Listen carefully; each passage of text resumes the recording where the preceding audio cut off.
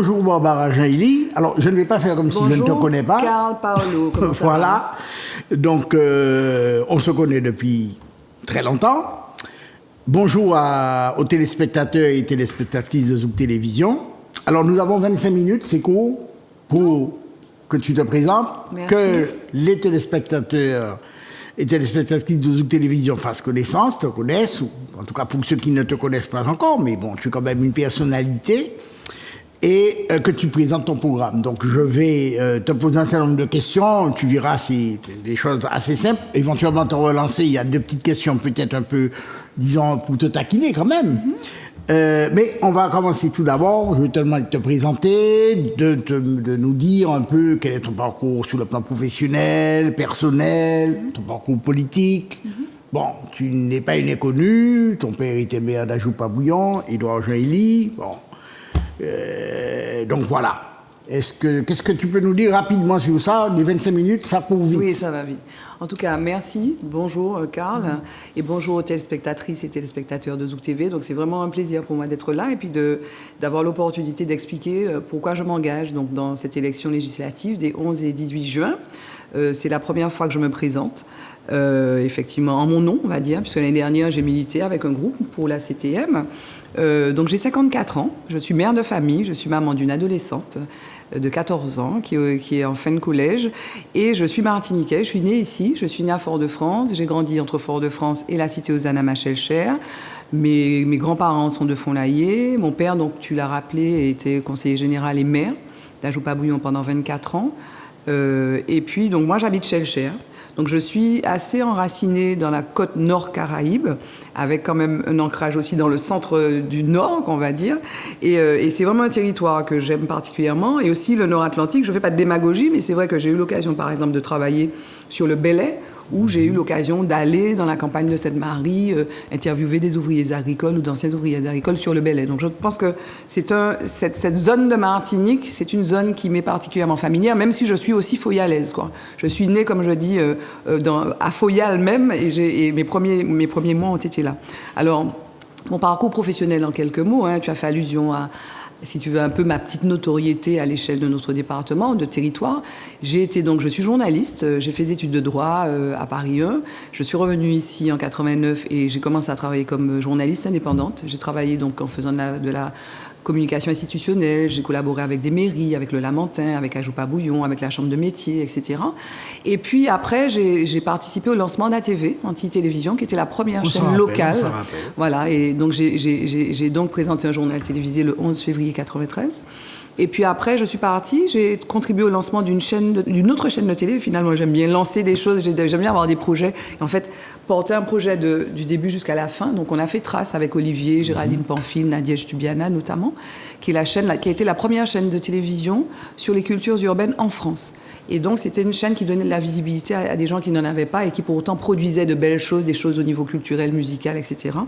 Et donc, je suis partie en 2015. J'ai été appelée au ministère de l'Outre-mer par Georges Paul-Angevin, donc, qui était ministre des Outre-mer dans le gouvernement de Hollande, de François Hollande. Donc j'ai été conseillère technique en charge de la culture, du sport et de la vie associative de mars 2015 à août 2016. Après, j'ai travaillé comme chef de projet sur la Cité des Outre-mer de façon spécifique dans l'administration pendant 6 mois en 2017. Et puis au lieu de rester en France pour continuer à travailler éventuellement à la DGOM, j'ai préféré rester chez moi, comme j'étais revenue en vacances, rester et travailler autour des livres que j'édite depuis quelques années, donc des livres jeunesse, CD, la collection Sina. Et puis voilà, j'ai relancé la société que j'avais créée en 2013, Diaspora Mix, autour de ça. Donc en fait, cette société abrite mes activités. Donc j'estime, hein, et je fais le lien, et sans vouloir être trop longue, si tu veux, que toutes mes activités aujourd'hui professionnelles, jusqu'à maintenant, ont été vraiment cohérentes et finalement aboutissent quelque part à ce que je me présente et que je veuille m'engager plus spécialement, disons plus avant, de façon plus volontariste ou proactive dans le monde politique, la vie politique, donc par cette candidature. D'accord. Alors, sur le plan justement politique, bon, on ne te connaissait pas d'affiliation, enfin en tout cas de manière... Publique. Publique. C'est bon, clair. Sauf, comme tu l'as rappelé tout à l'heure, dans le cadre des précédentes élections territoriales, tu as participé, tu étais sur la liste patronnée par Catherine Conconne, oui. Martinique Ensemble. Tout à fait. Donc c'était entre guillemets une nouveauté, puisque oui. bon, c'était ta première candidature, me semble-t-il. Oui, mais en fait, j'ai adhéré au PS en fait en 2015. D'accord. Donc je suis sans être militante active, mais j'étais en Seine-Saint-Denis. Donc j'ai pris la carte du PS, du Parti socialiste, en 2015 en Seine-Saint-Denis. Et puis quand je suis arrivée ici aussi, j'ai pris la carte de la Fédération socialiste de la Martinique. Okay. Et donc j'ai un peu discuté avec, notamment avec Béatrice Bellet, hein, qui est une camarade, pour qui j'ai beaucoup de sympathie, hein, d'amitié. Mais l'année dernière, en effet, j'ai souhaité, si tu veux, être un peu plus active, dans un mouvement qui, moi, me donnait l'impression d'être un peu plus actif, engagé pour un changement, notamment du personnel politique, des idées, de la méthode, etc. Donc c'est avec beaucoup de passion, hein, et beaucoup d'envie, beaucoup de joie que j'ai participé à cette campagne aux côtés de camarades, donc pour cette liste qui était menée par Catherine Conconne.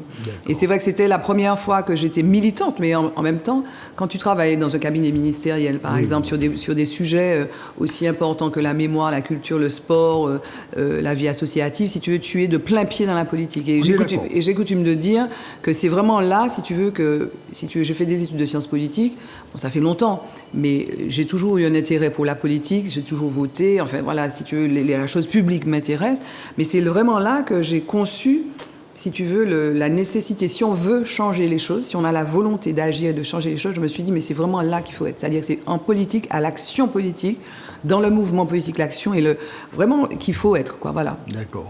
Alors, j'ai pris connaissance actuellement de ton communiqué du 27 avril, par lequel tu annonces ta candidature. Tout à fait. Et j'ai relevé un certain nombre de termes, lassitude, défiance, indifférence, vote pour les extrêmes, populistes, crise morale, peine à incarner l'expérience. Bon, le constat que tu apportes, hein, il est cinglant. C'est pas le tien, quand même. Est-ce que tu parles candidat. Non, mais on peut en parler. La question, je ne suis pas candidat. Tout à fait. Non. Oui, il est sans concession, mais il n'est pas sans espoir. C'est-à-dire que ce n'est pas parce que tu dresses un tableau que tu veux lucide et réaliste, hein, d'une situation, que pour autant tu sois déprimé. Moi, je suis absolument pas déprimée. Je suis absolument dans l'offensive et dans la volonté d'agir. C'est d'ailleurs, en quelque sorte, le slogan de ma candidature.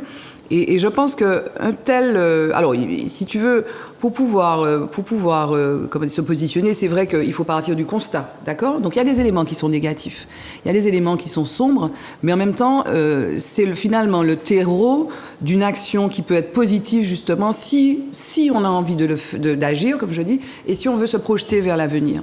Tu comprends ? Donc, quand je parle de défiance, bon, les taux d'abstention aux dernières élections sont catastrophiques. Donc, ils marquent une désaffection du public, mais ça n'est pas propre à la Martinique, hein, il faut se le dire, même si c'est dans des proportions assez considérables ici, mais c'est pas propre à la Martinique. C'est un mouvement général qui a à la fois à voir, à mon avis, avec la politique elle-même, mais la société, l'évolution de la société.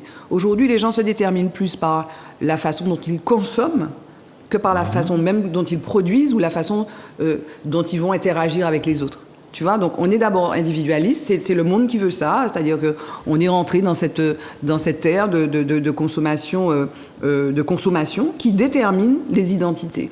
Donc aujourd'hui, un citoyen, c'est quelqu'un qui doit faire l'effort de l'être, quoi. Et moi, j'ai envie de réveiller. Ce que je veux faire à travers ma candidature, c'est de réveiller cette fibre-là, parce que je pense que la vie en société, la vie dans la cité, mérite que chacun fasse attention aux autres. Et pour moi, par exemple, le vote, c'est une façon de dire à l'autre, allons faire cause commune, allons faire peuple, mais allons faire cause commune. Allons se préoccuper finalement de ce qui va nous intéresser tous.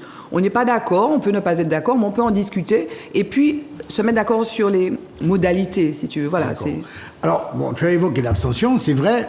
Cela dit, pour nuancer un peu, l'abstention présidentielle était inférieure à l'abstention territoriale.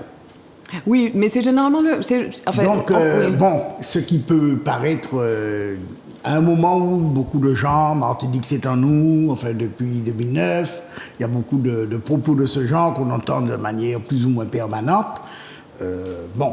Mais par exemple, il y a eu un référendum, enfin la dernière grande consultation qu'il y a eu sur l'article 73-74, Oui. il n'y a pas beaucoup non plus de participation. Mais globalement, il me semble, hein, sans avoir les chiffres en tête, les élections qui fonctionnent le plus de tout temps, c'est les élections présidentielles et les élections municipales. Entre les deux, bon, il y a un certain nombre d'élections qui n'ont pas beaucoup la cote, et bon, la pire de toutes, c'est les élections européennes, pour lesquelles on atteint des niveaux d'abstention considérables, et puis l'élection législative aussi, qui aura lieu en juin. J'espère que les gens vont se mobiliser, parce qu'il y a un intérêt, certes, il y a un intérêt national, ça peut paraître lointain, mais en même temps, bon, les préoccupations, finalement, des députés qui votent les lois de la nation, qui sont d'intérêt général, qui vont finalement, dont les effets vont ruisseler jusqu'à nous, en Martinique, nous intéressent aussi, et puis c'est aussi un mandat de proximité. Alors, dernière question sur cet aspect-là, sur les motifs de ta candidature. Est-ce que les résultats des élections présidentielles au premier tour et au second tour ont pesé dans les choix que tu étais amené à faire, ou bien que de toute façon tu te serais présenté bon, parce qu'évidemment, il y a eu un certain nombre de commentaires, à la fois pour le premier tour, avec le fait que M. Mélenchon ait été porté en à tête, 53%. et puis le score qu'a fait Marine Le Pen, qui a donné lieu à des commentaires divers et variés. Non, ça n'a pas d'incidence sur ma décision de me présenter. Voilà, non. D'accord. Bon. Alors, est-ce que tu étais donc candidate aux élections territoriales sur une liste patrouille par Racine Conconne, le mouvement Martinique Ensemble? Est-ce que ce mouvement intervient te soutient? Pas du tout. Non, pas du tout. Ta candidature est indépendante. Ma candidature est indépendante. Je ne suis pas membre du parti. C'est-à-dire que j'ai participé au mouvement pendant l'élection, pour l'élection territoriale, et je n'ai pas adhéré au parti. Très bien. Donc ça permet de clarifier les choses. Alors, tu es donc candidate sur la circonscription nord de la Martinique. Est-ce que, pour toi, cette circonscription est singulière par rapport aux trois autres? Elle me semble... Alors, déjà, au niveau administratif, elle est un peu plus vaste. Absolument. Tu as 17 communes. Dans les autres, par exemple, Fort-de-France et Fort-de-France. Oui, tu vois, dans le sud, c'est plus petit, etc. Donc, c'est un territoire qui est plus vaste que les autres. Et bon, et du point de vue de la campagne, si tu veux, c'est un peu plus coûteux. Il faut aller dans toutes les communes, surtout que, comme... Plus vaste et plus contrasté, peut-être, non? Contrasté, ça peut se discuter, entre oui. le Nord-Atlantique et le Nord-Caraïbe, bon. Oui, mais oui, tout à fait. Oui, bon, mais en même temps, si tu veux, je pense que ces deux parties du Nord, donc, ont en commun la richesse du patrimoine, tu vois. Donc, il y a des choses au niveau culturel, certes. Après, il y a des choses qui effectivement, qui les rassemblent. Bon, la situation, si tu veux, comment te dire, l'aménagement du territoire, qui les met un petit peu, tu vois, qui met cette zone du Nord en retrait sur un certain nombre de choses. La typologie, la sociodémographie, le fait que le taux de pauvreté, par exemple, dans le Nord, et notamment, tu vois, les communes de Cap-Nord, qui n'est pas exactement le même territoire, hein, puisqu'il y a Saint-Joseph dans la Circo Nord, la Circo 2, mais les communes de Cap-Nord, par exemple, ce sont des communes où tu as le taux de pauvreté qui est plus important, qui est de 27%. Tu as un taux de pauvreté chez les femmes, notamment. Donc il y a des caractéristiques, les caractéristiques aussi économiques, si tu veux, une certaine forme aussi d'enclavement dans certains cas, pour certaines communes. Si tu parles de Grand-Rivière, par exemple, il y a des questions qui sont posées sur l'accès à Grand-Rivière. D'ailleurs, ces temps-ci, il y a une question qui est posée avec le parcours des éoliennes, etc. Donc si tu veux, il y a des spécificités, effectivement. Du point de vue politique et du point de vue de ce qu'on peut proposer de façon spécifique, même si, je le répète, un candidat, un député va voter les lois de la nation, donc si tu veux, mais il peut avoir un intérêt spécial pour sa circonscription. Enfin, il est député de la Martinique, de toute façon. Oui, il est député de la Martinique. Pas seulement de la circonscription. C'est ce que je dis, mais au-delà, il est député. Il est député, donc il est élu dans une circonscription, il est député de la Martinique et il est député de la France. Absolument. Tu vois, un député, je le dis, un député, on ne le souhaite pas, mais un député français, qu'il soit martiniquais ou de Mayotte ou de la Creuse, il pourrait être amené à voter, je sais pas, l'entrée en guerre de la France, quoi, par exemple. Tu vois, ou bien comment dire, le rétablissement du service militaire. Ou une loi pour permettre que les tribunaux aient à connaître de l'affaire du chlordécone, par exemple. Par exemple, oui. Ce qui est le cas, d'ailleurs. Pour le moment, il n'y a pas de loi. Puisque, bon, oui, non, il n'y a pas de loi, mais la question... La question est, puisqu'il est question qu'il y ait un non-lieu. Alors, sur ce problème-là... il y a deux choses. La question du chlordécone impacte toute la Martinique, mais en particulier... Le Nord, tout à fait. Tout à fait. Alors, c'est ton appréciation de cela. Moi, je pense qu'il y a deux choses. Hein. Donc, il y a le volet judiciaire. Donc il faut que... Alors c'est vrai que nul ne peut se satisfaire d'entendre dire qu'il y a un non-lieu, quoi. Ça n'est pas possible. Pour moi, c'est le plus gros... Enfin, c'est un des plus gros scandales sanitaires de France des dernières années. Il y a eu le sang contaminé, il y a le chlordécone. Donc... il y a des problèmes de prescription qui ont été posés. Moi, je ne suis pas dans le dossier. Une fois, j'ai eu à m'entretenir avec Harry Durimel, qui pour moi a été l'un des fers de lance en fait de cette affaire, absolument, très sérieux, qui s'en occupe depuis très longtemps, qui est maintenant maire de Pointe-à-Pitre. Mais bon, il y a une technicité du dossier qui m'échappe, je dois dire, puisque bon, en droit français, tu as des prescriptions différentes selon les motifs que tu évoques. Ça peut être prescrit, ça peut pas être prescrit. Bon, j'espère qu'on va trouver le bon motif pour que ça ne soit pas prescrit. Parce que c'est un scandale d'État. C'est pour ça qu'en cas de ce cas, enfin, je pense que la loi peut. Voilà, je pense que les écocides doivent être punis et que les écocides, on doit s'arranger pour qu'il n'y ait pas de prescription. Ou alors qu'il n'y ait pas de prescription. Aujourd'hui, vu l'état du monde, je sais qu'on parle du rapport du GIEC ces derniers temps, il faut qu'on adresse sérieusement ces questions-là. Quand on parle du chlordécone, je veux faire un petit lien avec... J'étais récemment... membre d'un jury en fait un festival de cinéma qui s'appelle Les Révoltés du Monde, mais extraordinaire, qui est organisé par Protea, et on a décidé de décerner le coup de cœur du jury à un film qui s'appelle Arica, qui est un documentaire d'une heure et demie, qui est fait par un Chilien. En fait, ça parle exactement l'histoire du chlordécone ici. Ça se passe au Chili, et tu as un petit village, Arica, où les enfants naissent mal formés, il y a des problèmes de cancer, etc. Pourquoi ? Parce que tu as une compagnie suédoise qui exporte des produits toxiques. Dans ce petit village.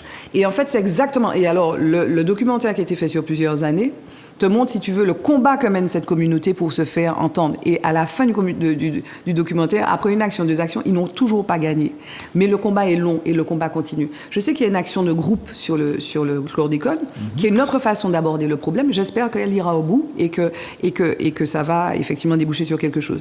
Mais ce que je veux retenir aussi pour le chlordécone, on peut donc dire qu'il faut condamner des agissements qui se soucient peu du bien commun et du public et des hommes et des femmes que nous sommes. Mais il faut aussi voir les choses positives qui sont en cours. Sur le chlordécone, il y a des études qui sont faites. Il y a la chlordéconémie généralisée. Moi, j'espère que ça ira beaucoup plus vite pour que chacun d'entre nous puisse comprendre exactement à quel niveau on est atteint de contamination et que ça permette au fil du temps d'établir un lien sans équivoque entre les maladies chroniques dont nous souffrons ou d'autres maladies et le chlordécone dans le sang. Donc il est important de faire les deux. Moi j'ai manifesté quand il y a eu cette grande manifestation précisément en février 2020. C'est ça, oui. J'ai manifesté, j'étais dans la rue, je me suis mobilisée moi plus d'une fois, notamment parce que j'ai documenté cette question-là pour le site que j'ai et ça m'intéresse quoi. Et j'étais allée notamment en 2018, début 2018, il me semble que c'était février ou mars 2018, à l'appel de 21 organisations martiniquaises au Lamentin. Il y avait des états généraux, des choses très intéressantes. Et je trouve que c'est une question importante sur laquelle il faut nous mobiliser, mais le faire avec, si tu veux, détermination, mais aussi en se projetant de façon aussi positive, tu vois, dans les actions qui peuvent nous en libérer.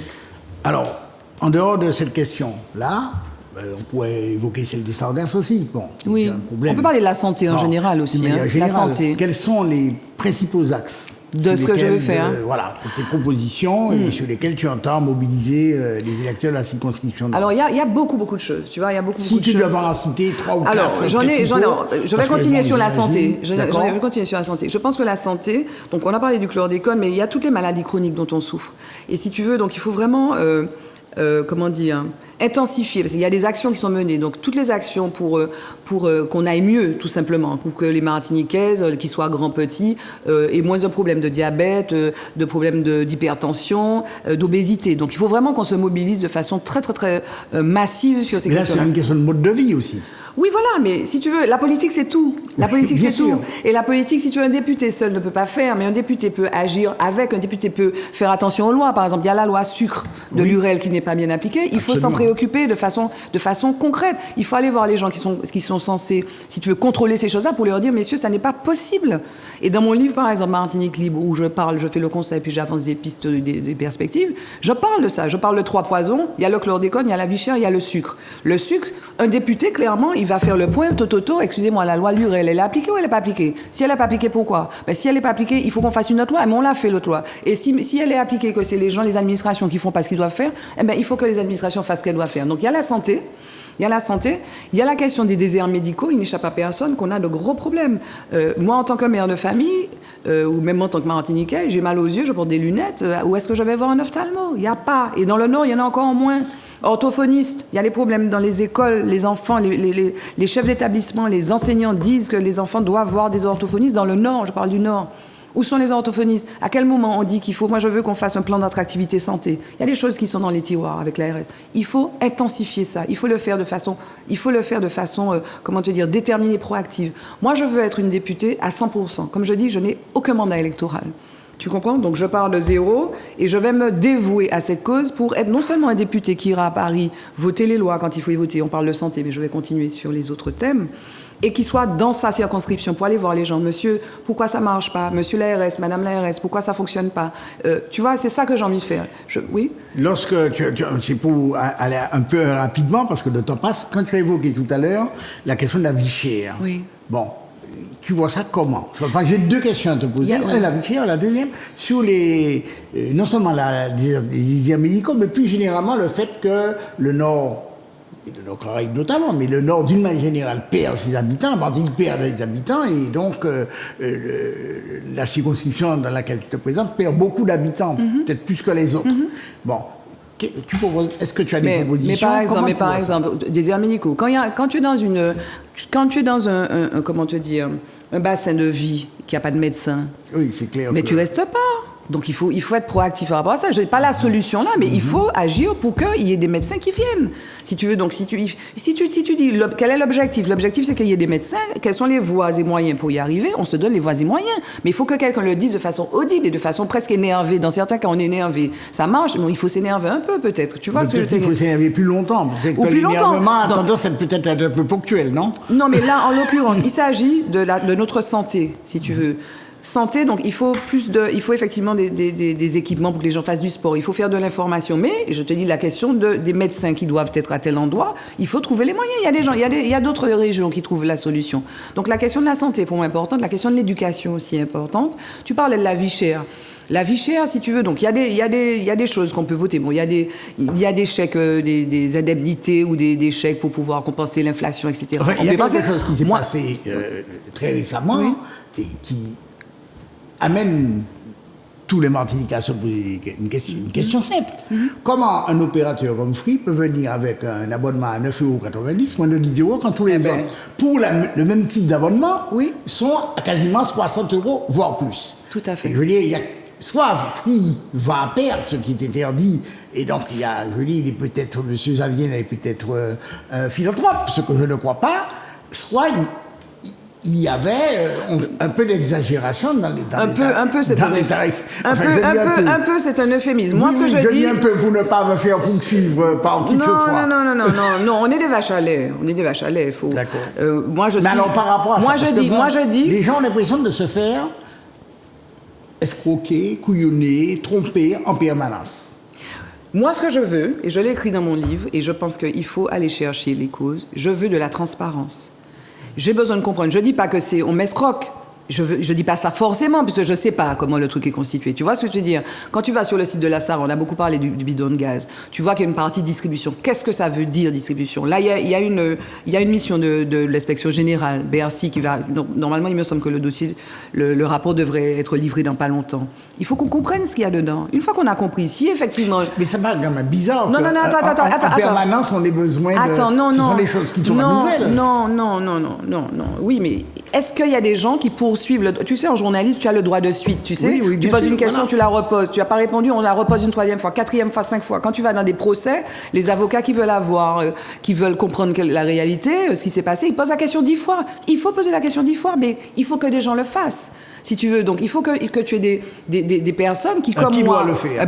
Une députée qui n'aurait que ça à faire, parce que si la députée, elle est conseillère territoriale, qu'elle est conseillère municipale, qu'elle est ceci, qu'elle est cela, elle pourra pas. Moi, moi, en tant que député, je n'ai aucun mandat électoral, je te dis, je me fais fort sur les thèmes qui sont pour moi importants. On a parlé de la santé, la sécurité, la vie chère, effectivement, la question de l'éducation et la question de développement durable. Il faut être derrière ce qu'on dit. Tu vois ce que je veux dire? Tu ne peux pas, on a 24 heures dans une journée, tu ne peux pas faire ça, plus ça, plus ça, plus ça, plus t'occuper de tes enfants. Parce que tu as des enfants, il faut s'occuper des enfants. Sinon, après, c'est des problèmes. Absolument. Tu vois? Et même si les femmes s'occupent beaucoup des enfants, si tu veux, il faut se donner les moyens. Donc, pour revenir, en fait, à Free, je l'ai écouté, M. Xavier Niel, mais j'ai trouvé ça extraordinaire.